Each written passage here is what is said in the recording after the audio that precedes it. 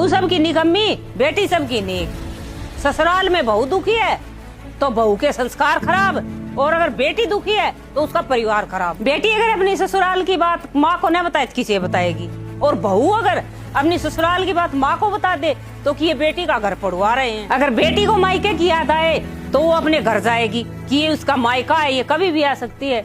और अगर बहू अपने मायके जाने की कहे तो कि तुम शादीशुदा हो गई हो, अब अपने ससुराल पर ध्यान दो। अगर दामाद बेटी की परवाह करने वाला मिल जाए तो बिल्कुल भगवान मिल गया, और अगर बहू की परवाह बेटा करे तो वो बहू बेटे को अंगुलियों पे नचा रही है। अगर बेटी गलती कर दे तो वो बच्ची है, और अगर बहू गलती कर दे तो उसकी गलती का पूरे संसार को पता चलना चाहिए कि इसके माँ बाप ने कैसे संस्कार दिए इसको। अगर बेटी प्रेग्नेंट है तो वो जितना ज्यादा आराम करेगी उतना अच्छा, और अगर बहू प्रेग्नेंट है तो वो जितना ज्यादा काम करेगी उतना ही अच्छा उसकी सेहत के लिए।